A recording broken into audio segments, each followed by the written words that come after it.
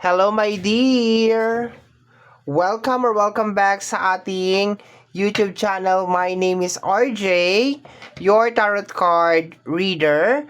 At ang gagawin natin ngayon is yung ating reading para sa May 13, 2026. Okay? Earth sign. Taurus, Virgo, and Capricorn. Tingnan natin kung ano yung mga masasagap natin na energy sa araw na ito. Ano ba yung mga eksena para sa araw na to, my dear? Earth sign.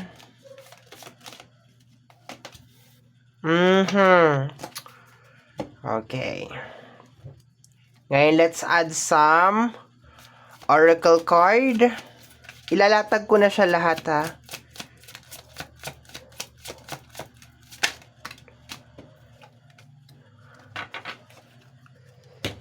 Strike.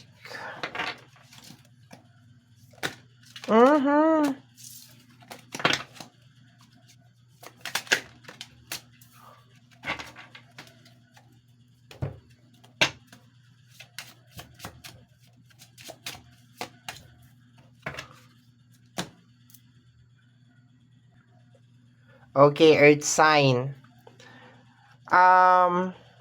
Meron kang 9 of sword over here. So, ang 9 of sword is connected sa energy ng sleepless night, stress, okay? Kung i-connect natin siya sa 7 of pentacles, possible na meron kang ini-expect na may kinalaman sa usapin ng pera. Okay.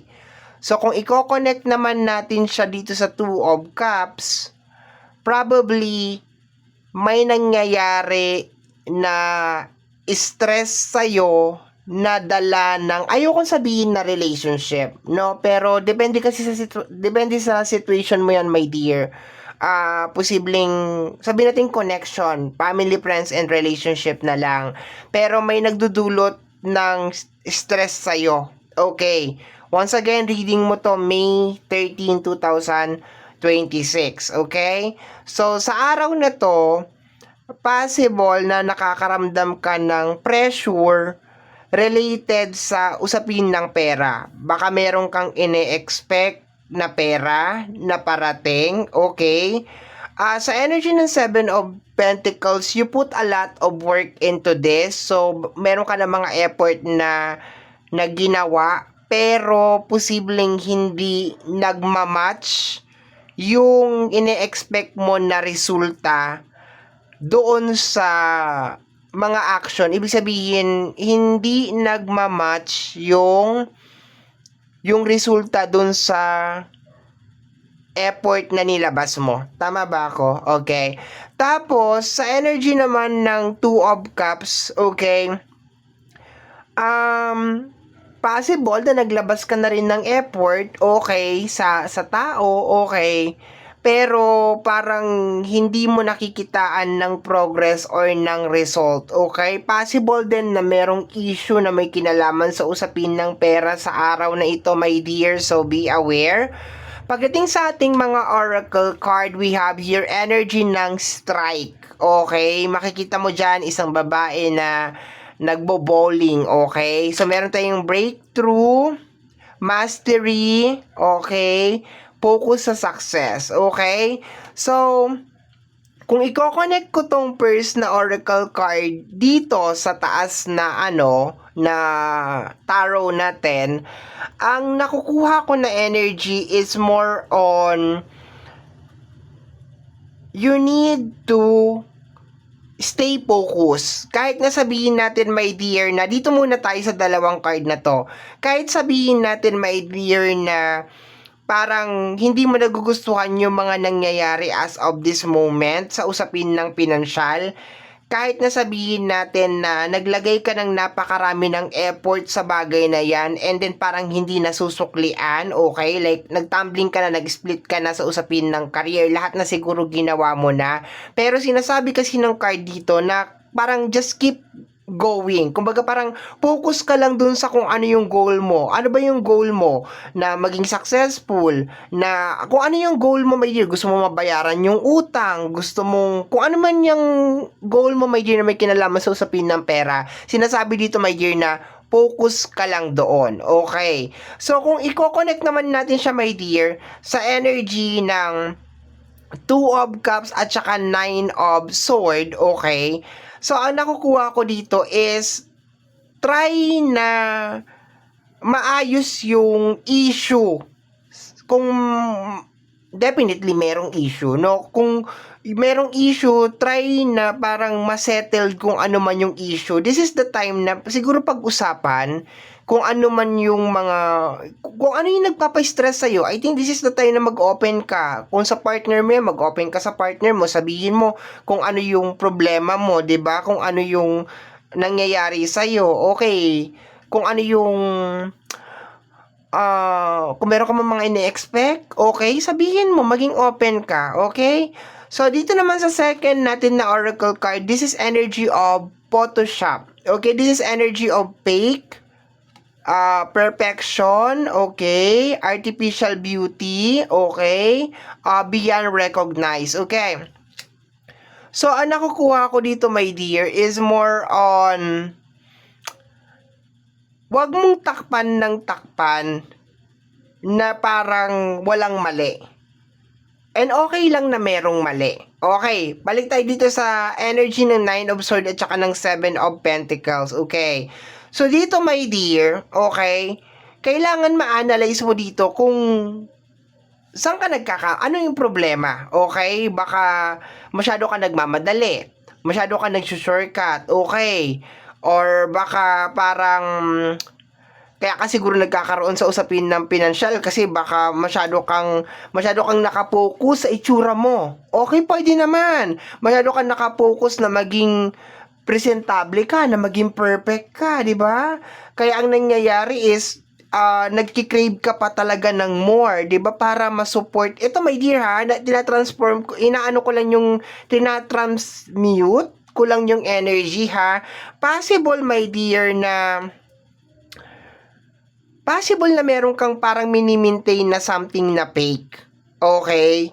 So, I think this is the time, my dear, na parang isipin mo rin, my dear, na ang hirap kitain ng pera for you to actually put it sa isang bagay na hindi naman para maging look good ka lang. Okay? So, yun na nakukuha ko dyan. Yun na nakuha ko na energy. Okay? Parang ang hirap kitain ng pera. And maybe this is the time. Baka hindi binibigay pa sa'yo, my dear, kung ano yung ine-expect mo. Kasi baka alam na gagastusin mo lang dito. 'Di ba? Trying to maintain your image, trying to maintain na mayaman ka, na yung mga ganun, okay, na kaya mo, na meron kang ganito, meron kang ganyan. 'Di ba? Okay pa rin talaga yung nagpapakatotoo talaga tayo, okay, sa buhay natin. Kasi 'di ba? Although masarap naman yung inaalagaan talaga natin yung sarili natin, pero na to the point naman na parang unrealistic na wala kang wrinkles, wala kang ganito. Anyway, sa usapin ng connection, 'di ba? Sa usapin ng connection, my dear, ito yung sabi ko nga kanina, pag-usapan kung ano yung mga dapat pag-usapan. Baka kayong dalawa ng partner mo ay nabubuhay sa illusion. Okay, yung relationship ninyo ay nabubuhay sa illusion. Or baka yung pamilya mo, 'di ba, ay nabubuhay sa illusion na akala nila ipinupulot mo lang yung pera, 'di ba? Yung ganon, okay? So, tanggalin natin tong Photoshop sa araw na to. Okay, tanggalin natin to, my dear. Kasi ang Photoshop is more on parang inedit na something, 'di ba? Pag sinabing Photoshop, inedit, no? Parang baka ini-edit mo yung buhay mo, 'di ba? And then dahil doon parang na-stress ka pa or na-pressure ka pa. Okay. Anyway, move forward na tayo, my dear. We have here, we are living two separate lives. Okay? So, ang nakukuha ko, my dear, dito sa energy ng two separate lives, it's more on, this is the time na i-analyze mo, my dear, na probably kaya ka nai-stress sa usapin ng pera is because baka meron mga tao na kasi may two of cups tayo eh. So hindi ko pwedeng tanggalin yung two of cups, my dear. Baka meron mga tao, my dear, na you are supporting yung kanilang lifestyle. Okay, possible, pwede. Okay? You are supporting yung kanilang luho sa buhay. Okay. So, maging open ka this time. Sabihin mo na, oy, alam mo, hirap kitain ng pera, ganito. Basta magsabi ka, okay? Mag-open up ka, okay? Maiintindihan naman yan na kung talagang mahal ka, maiintindihan yung pinagdadaanan mo, okay? Maybe this is the time na mag-usap na, oy, magtabi-tabi na tayo, mag-save-save na tayo, yung ganon, or tanggalin na natin yung mga unnecessary na mga gastusin, yung mga ganyan, okay? Kasi parang hindi nagkakasundo yung dalawang energy to the point na lumabas dito yung we are living two separate lives, okay?